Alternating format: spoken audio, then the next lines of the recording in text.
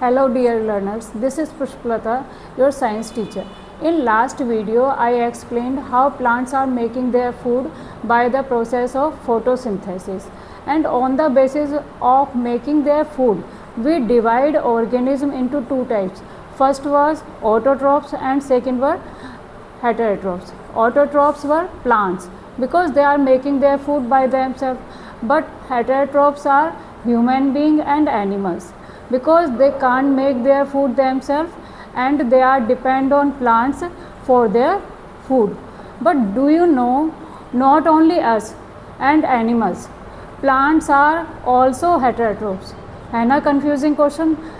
आज की वीडियो में हम इसी कंफ्यूजन को दूर करने जा रहे हैं कि क्यों प्लांट्स हेटेरोट्रॉप्स भी हैं जबकि हमने बोला कि प्लांट्स केवल ऑटोट्रॉप्स होते हैं। चलिए जानते हैं ऐसे प्लांट्स के बारे में जो ऑटोट्रॉप्स ना होकर हेटेरोट्रॉप्स हैं। क्या वो फोटोसिंथेसिस नहीं कर पाते? चलिए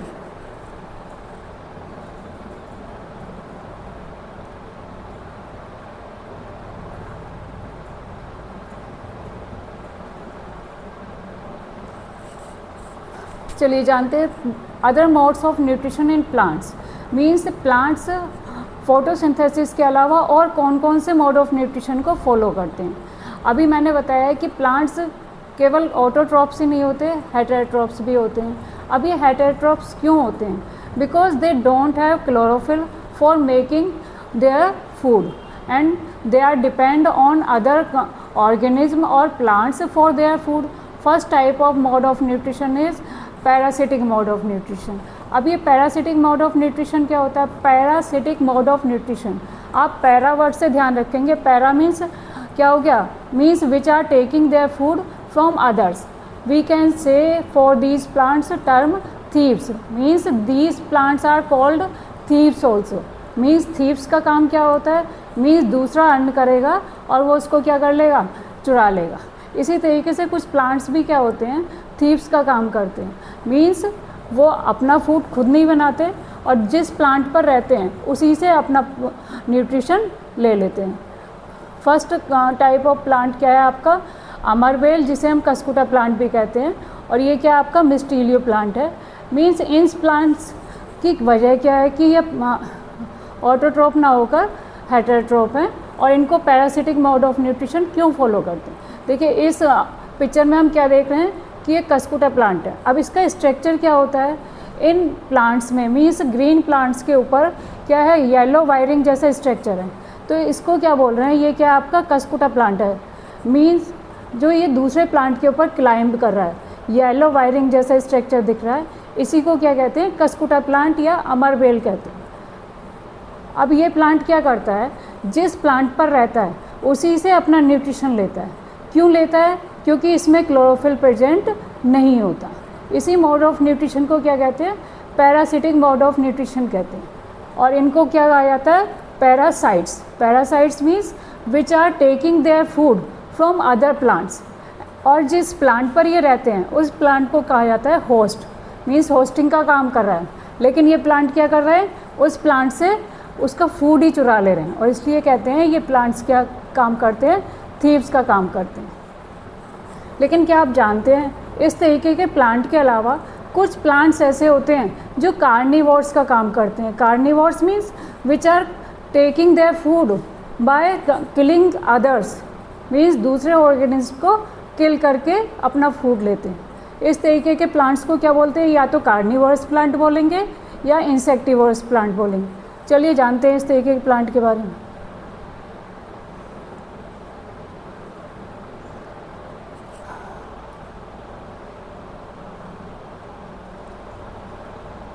मीन्स कार्निवर्स प्लांट क्या होते हैं, या जिनको हम इंसेक्टिवर्स प्लांट बोलते हैं, होता क्या है? Means these plants are green also. तो ये प्लांट्स क्या करते हैं? फोटोसिंथेसिस का प्रोसेस तो फॉलो कर ही सकते हैं, लेकिन क्या वजह है कि ये प्लांट्स इंसेक्ट को ट्रैप करते हैं। जैसे इंसेक्ट इनकी लीफ पर आके बैठता है तो वो क्या करते हैं? उसको ट्रैप कर लेते हैं। ट्रैप किया क्या? मीन्स जाल की तरह उसको कैच कर लिया इंसेक्ट में। For example this one plant, this is the leaf of this plant. Venus fly trap and second one is pitcher plant. Pitcher plant means क्या हुआ, इसका जो स्ट्रक्चर हुआ क्या हुआ, एक पिचर की तरह हुआ, घड़े की तरह, जिसे हम क्या कह रहे हैं, जग जैसा स्ट्रक्चर है। अब इनका जो कलर होता है वो इतना कलरफुल होता है, अट्रैक्टिव होता है कि यहाँ पर इंसेक्ट आकर बैठते हैं। इंसेक्ट जैसे ही आके बैठेगा तो इसके जो प्लांट्स की लीव्स होती हैं या फिर इस पिचर प्लांट जैसे स्ट्रक्चर में, तो क्या होगा, इसके प्लांट की लीफ क्लोज हो जाएंगी और क्या करेंगी, कुछ एंजाइम्स को रिलीज़ करती हैं, मीन्स जूसेस, डाइजेस्टिव जूसेस को रिलीज़ करती हैं, जिनकी वजह से इन इंसेक्ट को डाइजेस्ट कर लिया जाता है।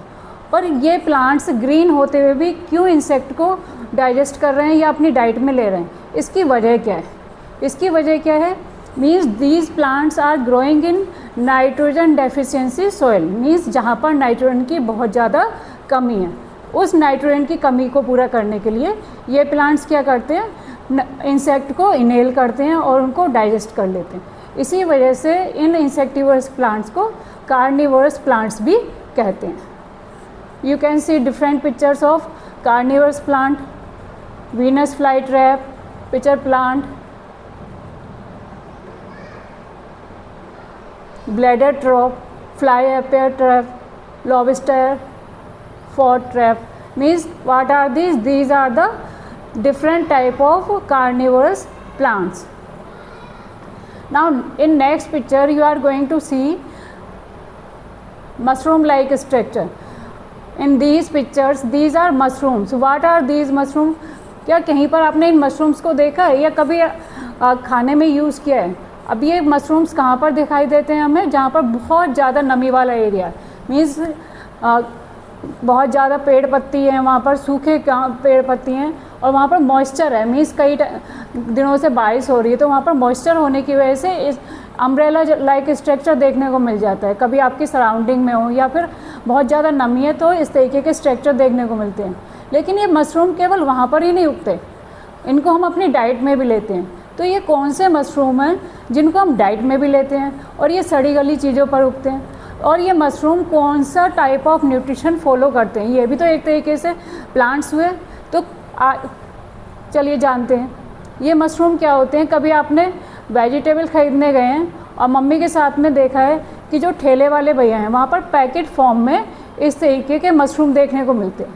अब ये मशरूम्स सड़ी गली जगह उगते हैं, मीन्स जहाँ पर क्या बहुत ही ज़्यादा मॉइस्चर है, और फिर हम इनको डाइट में भी लेते हैं, वेजिटेबल्स बनाते हैं। तो ऐसी क्या वजह है, क्या ये मशरूम खाने लायक हैं और ये कौन से टाइप का मोड ऑफ न्यूट्रिशन फॉलो कर रहे हैं?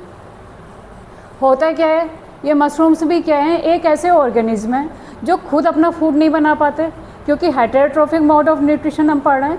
ये क्या करते हैं, जहाँ पर बहुत ज़्यादा मॉइस्चर है, देखिए यहाँ पर इस तरीके से, तो क्या होता है, ये अपने मोड ऑफ न्यूट्रिशन क्या फॉलो करते हैं, सेप्रोट्रोफिक मोड ऑफ न्यूट्रिशन। इसमें क्या होता है, मीन्स ऑर्गेनिज्म डेड और डिकेइंग मटेरियल से, मीन्स सड़े गले मटेरियल से अपना न्यूट्रिशन लेता है। मीन्स जैसे ही उसको मॉइस्चर मिली तो वहाँ पर एंजाइम्स रिलीज़ करना शुरू कर देते हैं और अपना फूड बनाना शुरू कर देते हैं। और इन टाइप के ऑर्गेनिज्म को हम क्या कहते हैं, सेप्रोट्रोफ बोलते हैं। और मोड ऑफ न्यूट्रिशन को क्या कहते हैं, saprotrophic mode of nutrition. So mushrooms किस मोड ऑफ न्यूट्रिशन को फॉलो कर रहे हैं, सेप्रोट्रोफिक मोड ऑफ न्यूट्रिशन। लेकिन ये सारे ही मशरूम्स क्या होते हैं, सारे मशरूम्स क्या होते हैं, ईटेबल नहीं होते। कुछ मशरूम्स ऐसे होते हैं जो हम वेजिटेबल के फॉर्म में यूज़ कर सकते हैं, लेकिन कुछ मशरूम्स ऐसे होते हैं जो पॉइजनस होते हैं। तो आप कमेंट बॉक्स में मुझे लिखेंगे कि 2 मशरूम्स के नाम जो क्या हैं, टॉक्सिक हैं, मीन्स जिनको हम अपनी डाइट में शामिल नहीं कर सकते, और 2 ऐसे मशरूम्स के नाम जिनको हम ईट कर सकते हैं और वेजिटेबल की फॉर्म में ले सकते हैं। चलिए जानते हैं अदर मोड ऑफ न्यूट्रिशन के बारे में। पहले क्या करते हैं, सेप्रोट्रोफिक मोड ऑफ न्यूट्रिशन को एक एग्जाम्पल से समझ लेते हैं। और कहाँ देखने को मिलता है हमें सेप्रोट्रोफिक मोड ऑफ न्यूट्रिशन? क्या होता है, अगर हमारे पास ब्रेड है और वो क्या है, उसकी डेट एक्सपायर हो गई है और हम उसको खुले में छोड़ देते हैं, मीन्स मॉइस्चर वाले एरिया में, या फिर हम कहीं घूमने गए और ब्रेड को हमने खुला छोड़ दिया, किचन में रह गई, उसको कई दिन तक पड़े रहने के बाद में, like this, by this picture we can explain bread, means bread open रहेगी तो उसमें क्या देखने को मिलता है कि आपको एक ब्राउन जैसा स्ट्रक्चर मिलता है, पैचेस मिलते हैं जो क्या है ब्रेड पर देखने को मिलता है। अब ये है क्या, ये क्या होता है, फंगस होता है।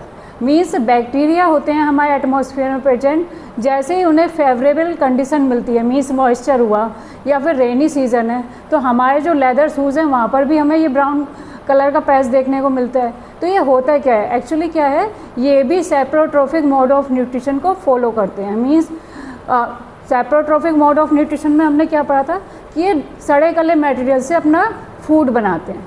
अब जैसे ही हमने ये ब्रेड को देखा कि ब्रेड पर ये ग्रे कलर का स्ट्रक्चर मिल रहा है, पैचेस देखने को मिल रहे हैं, अगर हम इसको माइक्रोस्कोप के नीचे रख के देखते हैं तो हमें इस तरीके का स्ट्रक्चर देखने को मिलेगा, जिनको हम कहते हैं Rhizopus. Means for example this, इस तरीके का स्ट्रक्चर मिलेगा अगर हम इन पैचेस को माइक्रोस्कोप के नीचे देखते हैं, इस तरीके के।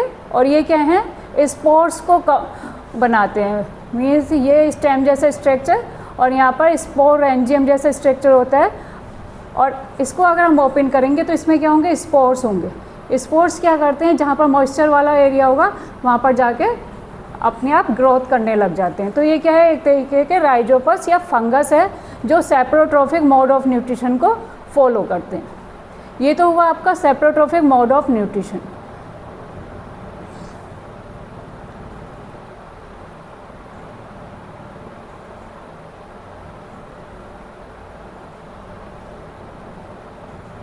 चलिए, और इन ऑर्गेनिज्म को जो सेप्रोट्रोफिक मोड ऑफ न्यूट्रिशन है, जो हमने ब्रेड के ऊपर अभी माइक्रोस्कोप से देखा था कि माइक्रोस्कोप में अगर हम इसको इन पैचेस को देखते हैं, इनको बोलते हैं कि हम फंजाई या फंगस बोलते हैं। मीन्स फंगस उग गई है। लेकिन कभी आपने देखा हो कि लेदर के शूज़ हैं और मॉइस्चर वाले एरिया में हमने उनको रख दिया उठा के, तो क्या होता है, वहाँ पर भी फंगस उग जाती है। या फिर अचार, जो हमारे पिकल्स होते हैं, पिकल्स में भी कभी सुना होगा कि हमें अचार लेना है और मम्मी बोलती है कि गीले हाथ मत डालना, उसमें वाटर की ड्रॉप अगर डल जाती है तो क्या देखने को मिलता है, वहाँ पर भी फंगस उग जाती है। तो ये भी फंगस क्या है बेटा, सेप्रोट्रोफिक मोड ऑफ न्यूट्रिशन को फॉलो करते हैं और इनको हम क्या कहते हैं, सेप्रोट्रोप बोलते हैं। नेक्स्ट टाइप क्या है आपका, हेटेरोट्रोफिक मोड ऑफ न्यूट्रिशन क्या है। कुछ ऑर्गेनिज्म क्या करते हैं, जैसे हम शेयरिंग एंड केयरिंग का काम करते हैं। मीन्स अगर क्लास में कोई बच्चा टिफ़िन नहीं लेके आया तो मैम क्या बोलती हैं कि बेटा शेयरिंग कर लो, दूसरे से शेयर कर लो। इसी तरीके से क्या होता है, कुछ ऑर्गेनिज्म भी हमारे एनवायरनमेंट में ऐसे होते हैं जो एक दूसरे से न्यूट्रिएंट को शेयर करते हैं। मीन्स वो कुछ न्यूट्रिएंट को बनाने के लिए खुद कैपेबल नहीं है, तो क्या करते हैं, दूसरे से शेयर कर लेते हैं। इसी तरीके से कुछ ऑर्गेनिज्म क्या करते हैं, शेयरिंग एंड केयरिंग के प्रोसेस को फॉलो कर रहे हैं। Some organism live together, means वो एक साथ रहेंगे और कुछ न्यूट्रिएंट उसको दे देंगे दूसरे पार्टनर को, और पार्टनर क्या करेगा, कुछ न्यूट्रिएंट फर्स्ट पार्टनर को देगा। तो दोनों ही क्या करते हैं, पार्टनरशिप करते हैं, और इस तरीके के प्रोसेस को क्या कहते हैं, हम सिम्बायोसिस कहते हैं। एक ऑर्गेनिज्म है, क्या होता है, लाइकेन, जिसमें क्या होता है, आपका एल्गी जैसा स्ट्रक्चर होता है। एल्गी है क्या एक्चुअली में, अगर हम पॉन्ड पर देखें, कहीं पर आसपास में पानी भरा हुआ है, पॉन्ड है, तो वहाँ पर कई दिनों तक मतलब पानी भरा रहने के बाद में एक ग्रीन लेयर जैसा स्ट्रक्चर देखने को मिलता है, जिसको हम क्या कहते हैं, एल्गी बोलते हैं या काई बोलते हैं। तो ये देखने में तो ग्रीन होती है लेकिन इसमें रूट्स नहीं होती। ग्रीन कलर होने की वजह से ये एल्गी अपना फूड खुद बना लेती है, लेकिन एल्गी के पास में दूसरे न्यूट्रिएंट नहीं होते जिससे वो सर्वाइव कर सके। तो लाइकेन ऑर्गेनिज्म में एल्गी और फंगस अभी हमने पढ़ा था कि वो सेप्रोट्रोफिक मोड ऑफ न्यूट्रिशन को फॉलो करते हैं। तो एल्गी और फंगस दोनों ऑर्गेनिज्म एक दूसरे के साथ पार्टनरशिप करते हैं, और इसी पार्टनरशिप को हम क्या कहते हैं, सिम्बायोसिस प्रोसेस कहते हैं। एल्गी ग्रीन होने की वजह से फूड बना रही है और फंगस क्या कर रहा है, उसको वाटर और मिनरल्स प्रोवाइड करा रहा है। तो इस तरीके से दोनों पार्टनर एक दूसरे के साथ रहते हैं और सिम्बायोसिस प्रोसेस को फॉलो करते हुए बेनिफिट देते हैं। अब इसके अलावा क्या होता है, जैसे प्लांट सॉइल में उगते हैं तो सॉइल में क्या होता है, कुछ न्यूट्रिएंट की कमी होने लग जाती है। मीन्स जब हम किसी सॉइल से कंटिन्यू प्लांट्स उगाते रहेंगे तो कभी ना कभी तो उसमें न्यूट्रिएंट की कमी होगी।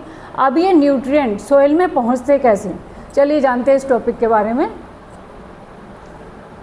How nutrient are replenished in the soil, means soil में जो न्यूट्रिएंट है उनकी कमी को पूरा कैसे करा जाता है। आपने देखा होगा कि कहीं भी प्लांट्स उग रहे हैं, मीन्स आपके स्कूल कैंपस में गार्डनर भैया क्या करते हैं, वाटर देने के साथ साथ वो उसमें क्या करते हैं, कुछ मैन्योर्स और फर्टिलाइजर्स यूज़ करते हैं, कुछ खाद पानी देते हैं। अब ये खाद पानी दिया क्यों जाता है, क्यों, क्योंकि उस सॉइल में कंटिन्यू प्लांट्स उगाए, तो प्लांट्स की ग्रोथ के लिए भी न्यूट्रिएंट की ज़रूरत है। अब ये न्यूट्रिएंट जब हम उससे लेते रहेंगे, सॉइल से कंटिन्यू लेते रहेंगे, तो सॉइल में क्या होगी, इन न्यूट्रिएंट की कमी हो जाएगी। अब इस कमी को पूरा करने के लिए फार्मर्स, गार्डनर भैया, या हमने अपने घरों में प्लांट्स लगाए हैं, तो उन प्लांट्स को भी न्यूट्रिएंट की ज़रूरत होती है। अब सॉइल में कहाँ तक ये न्यूट्रिएंट होंगे, उसको भी तो न्यूट्रिएंट की ज़रूरत है, तो ये न्यूट्रिएंट मिलते कहाँ से हैं। अभी हमने एक टर्म यूज़ करी, फर्टिलाइजर्स और मैन्योर्स। पहले हम फर्टिलाइजर और मैन्योर्स में डिफरेंस क्लियर करते हैं, तो हमें समझ में आ जाएगा ये फर्टिलाइजर्स और मैन्योर्स होते क्या हैं। चलिए इस पिक्चर से क्लियर करते हैं फर्टिलाइजर्स क्या होते हैं और मैन्योर्स क्या होते हैं। बेटा फर्टिलाइजर्स क्या हैं, fertilizer is an inorganic salt. Inorganic salt means जो नेचुरल नहीं है और उनको हम फैक्ट्रीज़ में बना रहे हैं केमिकल्स के through. Fertilizer is prepared in factories, कहाँ पर प्रिपेयर कर रहे हैं, फैक्ट्रीज़ में प्रिपेयर कर रहे हैं। नेक्स्ट क्या है आपका, fertilizer does not provide any humus to the soil, क्योंकि ये नेचुरल नहीं है, केमिकल है इनमें, तो इनमें किसी भी तरीके का मॉइस्चर या ह्यूमस सॉइल को नहीं मिल पाता। Fertilizer are very rich in plant nutrient like nitrogen, phosphorus और पोटेशियम। मीन्स फर्टिलाइजर्स केमिकल हैं और इनमें जिस न्यूट्रिएंट की कमी है प्लांट में वो हमें प्रॉपर अमाउंट में मिल सकता है, लेकिन दूसरा हम क्या है कि ये प्लांट क्या है, केमिकल से बने होते हैं, तो केमिकल्स ऑब्वियसली नुकसान देंगे, तो अगर इनकी लिमिट ज़्यादा हो जाती है तो ये प्लांट्स के लिए ज़्यादा बेनिफिशियल नहीं है। इसलिए दूसरा ऑप्शन क्या होता है हमारे पास, मैन्योर। मैन्योर क्या है, manure is a natural substance. Natural substance means which we are making by the natural things. Natural things cattle dung, human waste और प्लांट रेसिड्यू, मीन्स प्लांट के सड़ने गलने के बाद में जो मटेरियल बन रहा है, गाय का गोबर हुआ और जो भी वेस्टेज मटेरियल हुआ, उसको यूज़ करके क्या बनाते हैं हम, खाद बनाते हैं, जिसे हम मैन्योर कहते हैं। Manure can be prepared in the fields, means ये केमिकल नहीं है, फैक्ट्रीज़ में यूज़ नहीं बन नहीं रहे हैं, कहाँ पर बन रहे हैं, फील्ड्स में बन रहे हैं नेचुरल चीज़ों से। तो क्या होगा, ये प्रोवाइड कराता है हमारे सोइल को ह्यूमस या मॉइस्चर मिलता है और किसी भी तरीके से नुकसान नहीं देते सोइल को। Manure is relatively less rich in plant nutrient, means इसमें प्लांट न्यूट्रिएंट की अमाउंट कम होती है इन कंपैरिजन टू फर्टिलाइज़र। तो ये था डिफरेंस फर्टिलाइज़र और मैन्योर के बारे में। And why these are compulsory for our soil, क्यों है कंपल्सरी, क्योंकि सॉइल में न्यूट्रिएंट की कमी हो जाती है, इसलिए हम फर्टिलाइज़र या मैन्योर दोनों के यूज़ से हम क्या करते हैं, सॉइल में न्यूट्रिएंट की उस कमी को पूरा करते हैं। अब इनके अलावा और दूसरा तरीका क्या होता है, कुछ फार्मर्स क्या करते हैं, अपनी सॉइल को मैन्योर या फर्टिलाइज़र ना देके वहाँ पर दालों वाली फसलें उगा देते हैं। दालों वाली फसलें जैसे हम लंच टाइम में दालें खाते हैं, अरहर की दाल, उड़द की दाल, मूंग की दाल, ये सब क्या हैं, दालें हैं और ये हमें प्लांट से मिलते हैं। तो इन प्लांट्स की खासियत क्या है, इन प्लांट्स की रूट्स को देखते हैं पहले। ये जो प्लांट्स की रूट होती है इस तरीके का स्ट्रक्चर होता है, ठीक है। अगर हम इन प्लांट्स की रूट्स को निकाल के देखते हैं, इन प्लांट्स की रूट्स में क्या होती हैं, ये नोट जैसा स्ट्रक्चर होता है, ये देख रहे हैं, नोट जैसा स्ट्रक्चर देखने को मिलता है। अब ये नोट्स हैं क्या, जितनी भी दालों वाले फसलें हैं जिन्हें हम लेग्यूम प्लांट्स बोलते हैं, इनकी रूट नोड्यूल्स में कुछ बैक्टीरिया रहते हैं। इन बैक्टीरिया को क्या कहते हैं, नाइट्रोजिनस बैक्टीरिया। ये नाइट्रोजिनस बैक्टीरिया क्या करते हैं, जो भी हमारे एटमॉस्फेयर की नाइट्रोजन है उसको गैसियस फॉर्म से कन्वर्ट कर देते हैं, किस में, सोल्यूबल फॉर्म में या यूजेबल फॉर्म में, जिससे प्लांट्स अपनी डाइट में ले सकते हैं। क्योंकि नाइट्रोजन क्या है, एक कंपल्सरी पार्ट है हमारे न्यूट्रिएंट का, जिससे हमें प्रोटीन मिलती है। अब ये प्रोटीन हम प्लांट्स हो या ह्यूमन बीइंग हो, सभी को मस्ट है, मीन्स सभी की ग्रोथ के लिए रिक्वायर्ड है। अब ये प्रोटीन किससे मिलेगी, नाइट्रोजन से। और ये नाइट्रोजन की कमी को पूरा करने के लिए अभी क्या बताया मैंने कि फार्मर्स क्या करते हैं, दालों वाली फसलें दूसरे प्लांट्स के साथ में लगा देते हैं, दूसरी फसल के साथ में लगा दिया। अब इन प्लांट्स की रूट नोड्यूल्स में बैक्टीरिया प्रेजेंट होते हैं जिन्हें हम नाइट्रोजन फिक्सिंग बैक्टीरिया कहते हैं। पहला क्या दिया हुआ है, एग्जाम्पल क्या है आपका, राइजोबियम बैक्टीरिया। राइजोबियम बैक्टीरिया का वर्क क्या होता है, और दूसरे भी बैक्टीरियाज हैं, आप मुझे कमेंट बॉक्स में 2 बैक्टीरिया के नाम देंगे जो क्या करते हैं, नाइट्रोजन को फिक्स करने का काम करते हैं, गैसियस फॉर्म से सॉल्युबल फॉर्म में कन्वर्ट करते हैं। Name 2 bacteria which fix nitrogen into root of legume plants. क्या एग्जाम्पल दिया था हमने, राइजोबियम बैक्टीरिया। ये क्या कर रहा है, नाइट्रोजन को कन्वर्ट कर रहा है एटमॉस्फेयर की नाइट्रोजन से सॉल्युबल फॉर्म में, जिसको प्लांट्स क्या कर रहे हैं, अपनी डाइट में ले रहे हैं, और इन्हीं प्लांट्स पर हम डिपेंड हैं। हम क्या लेते हैं, नाइट्रोजन लेते हैं और प्रोटीन की कमी को पूरा करते हैं। इस तरीके से फार्मर्स क्या करते हैं, इन दालों वाली फसलों को उगाकर नाइट्रोजन की कमी को पूरा कर लेते हैं। अब इससे फ़ायदा क्या होता है कि इन प्लांट्स को उगाया, इन लेग्यूम प्लांट्स के उगाने की वजह से क्या होता है, जो फर्टिलाइज़र्स हम यूज़ कर रहे थे, फर्टिलाइज़र्स में केमिकल होता है, तो उसको क्या कर सकते हैं, रिप्लेस कर सकते हैं। मीन्स फर्टिलाइज़र की जगह पर इस तरीके से हम दालों वाली फसलों को उगाएंगे तो सॉइल में जो नाइट्रोजन की कमी है वो नेचुरली कंप्लीट हो जाएगी और किसी तरीके का हमारी सॉइल को नुकसान भी नहीं होगा। तो आज की वीडियो में हमने जाना कि प्लांट्स ऑटोट्रॉप तो होते ही हैं, लेकिन उसके साथ साथ हेटेरोट्रॉप भी होते हैं और इस तरीके से दूसरे मोड ऑफ न्यूट्रिशन को फॉलो करते हैं। कमेंट बॉक्स में आप बताएंगे कि वीडियो कैसी लगी और दूसरी वीडियो कैसी चाहिए। लाइक एंड सब्सक्राइब जरूर करना।